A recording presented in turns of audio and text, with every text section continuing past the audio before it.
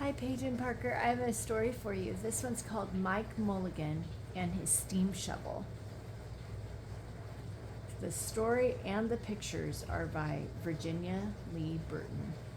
It's Mike Mulligan and his steam shovel. So in the pictures, there's a the big shovel, and it's showing all of the parts of it, kind of like one of the other stories I read for you. It says, to Mike. Mike Mulligan had a steam shovel, a beautiful red steam shovel. Her name was Mary Ann. Mike Mulligan was very proud of Mary Ann.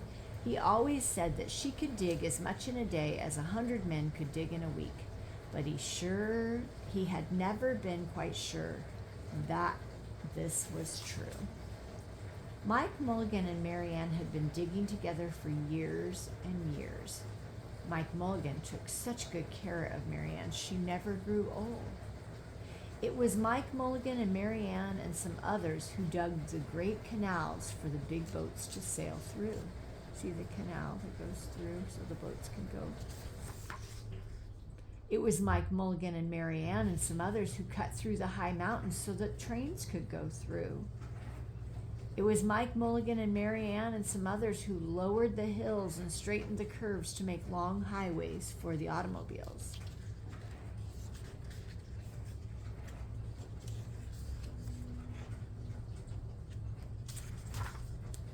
It was Mike Mulligan and Mary Ann and some others who smoothed out the ground and filled in the holes to make landing fields for the airplanes. Airplanes coming down. And it was Mike Mulligan and Mary Ann and some others who dug the deep holes for cellars of tall skyscrapers in big cities. When people used to stop and watch them, Mike Mulligan and Mary Ann used to dig a little faster and a little better. The more people stopped, the faster and the better they dug. Some days they would keep as many as 37 trucks busy taking away the dirt that they had dug. Then along came the new gasoline shovels and the new electric shovels and the new diesel motor shovels, and took all the jobs away from the steam shovels. Mike Mulligan and Mary Ann were very sad. All the other steam shovels were being sold for junk or left out in old gravel pits to rust and fall apart. But Mike loved Mary Ann. He couldn't do that to her. He had taken such good care of her that she could still dig as much in a day as 100 men could dig in a week. At least he thought she could. But he wasn't quite sure. Everywhere they went, the new gas shovels and the new electric shovels and the new diesel motor shovels had all the jobs. No one wanted Mike Mulligan and Mary Ann anymore. Then one day, Mike read in the newspaper that the town of Popperville was going to build a new town hall. "We're going to dig the cellar of that town hall," said Mike to Mary Ann, and off they started. They left the canals and the roadways and the highways and the airports and the big cities where no one wanted them anymore, and they went out away into the country. They crawled along slowly up hills and down hills till they came to the little town of Popperville. When they got there, they found that the selectmen were just deciding who should dig the cellar for the new town hall. Mike Mulligan spoke to Henry B. Swap, one of the selectmen. "I heard," he said, "that you're going to build a new town hall. Mary Ann and I will dig the cellar for you in just one day." "What?" said Henry B. Swap. "Dig a cellar in a day? It would take 100 men at least a week to dig a cellar for our new town hall." "Sure," said Mike, "but Mary Ann can dig as much in a day as 100 men can dig in a week," though he had never been quite sure that this was true. Then he added, "If we can't do it, you won't have to pay."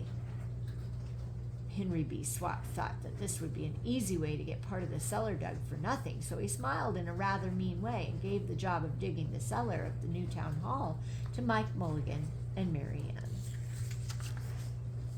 They started in early the next morning, just as the sun was coming up. Soon a little boy came along. "Do you think you'll finish by sundown?" he said to Mike Mulligan. "Sure," said Mike, "if you stay and watch us. We always work faster and better when someone is watching us." So the little boy stayed to watch. Then Mrs. McGillicuddy, Henry B. Swap, and the town constable came over to see what was happening, and they stayed to watch. Mike Mulligan and Mary Ann dug a little faster and a little better. This gave the little boy a good idea. He ran off and told the postman with the city mail, or with the morning mail, the telegraph boy on his bicycle, the milkman with his cart and horse, the doctor on his way home, the farmer and his family coming into town for the day, and they all stopped and stayed to watch. That made Mike Mulligan and Mary Ann dig a little faster and a little better. They finished the first corner neat and square, but the sun was getting higher. You see they're digging and they've got the corner done. Clang, clang, clang, the fire department arrived. They had seen the smoke and thought there was a fire. Then the little boy said, "Why don't you stay and watch?" So the fire department of Popperville stayed to watch Mike Mulligan and Mary Ann. When they heard the fire engine, the children in the school across the street couldn't keep their eyes on their lessons. The teacher called a long recess and the whole school came out to watch. That made Mike Mulligan and Mary Ann dig a little faster still and still better. They finished at the second quarter neat and square, but the sun was right up in the top of the sky. Now, the girl who answers the telephone called up the next town of Bangerville and Popperville and Kipperville and Copperville and told them what was happening in Popperville. All the people came over to see if Mike Mulligan and his steam shovel could dig the cellar in just one day. The more people came, the faster Mike Mulligan and Mary Ann dug. But they would have to hurry. They were only halfway through and the sun was beginning to go down. See, they've made the corners. They finished the third corner neat and square. Never had Mike Mulligan and Mary Ann had so many people watch them. Never had they dug so fast and so well.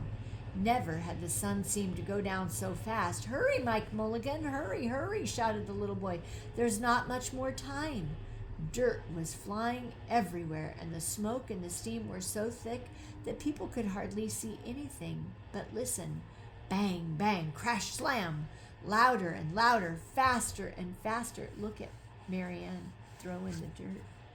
She's moving really fast, huh? Then suddenly it was quiet. Slowly the dirt settled down, the smoke and steam cleared away, and there was the cellar, all finished. 4 corners, 1, 2, 3, 4. Neat and square. 4 walls, 1, 2, 3, 4, straight down. And Mike Mulligan and Mary Ann at the bottom, and the sun was just going down behind the hill. "Hooray!" shouted the people. "Hooray for Mike Mulligan and his steam shovel. They have dug the cellar in just one day." Suddenly the little boy said, "How are they going to get out?" "That's right," said Mrs. McGillicuddy to Henry B. Swap. "How is he going to get his steam shovel out?" Henry B. Swap didn't answer, but smiled in rather a mean way. And then he said, everybody said, "How are they going to get out?"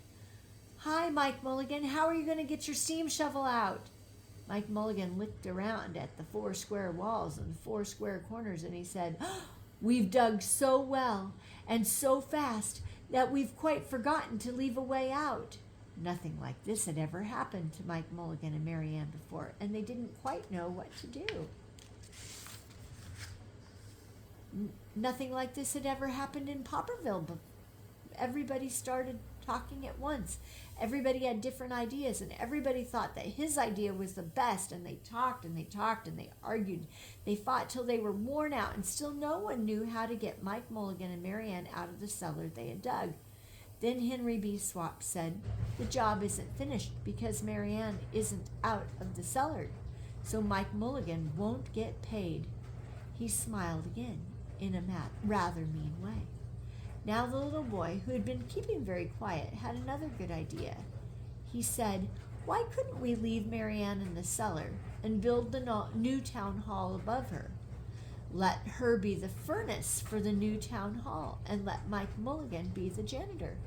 Then you wouldn't have to buy a new furnace, and we wouldn't have to pay Mike Mulligan for digging the cellar in just one day. Why not? Said Henry B. Swap, and he smiled in a way that was not quite so mean. Why not? Said Mrs. McGillicuddy. Why not? Said the town constable. Why not? Said all the people. So they found a ladder and climbed down into the cellar and asked Mike Mulligan and Mary Ann. Why not? Said Mike Mulligan. So it was decided, and everybody was happy. Look at Mary Ann, she's smiling. They built the new town hall right over Mike Mulligan and Mary Ann. It was finished before winter.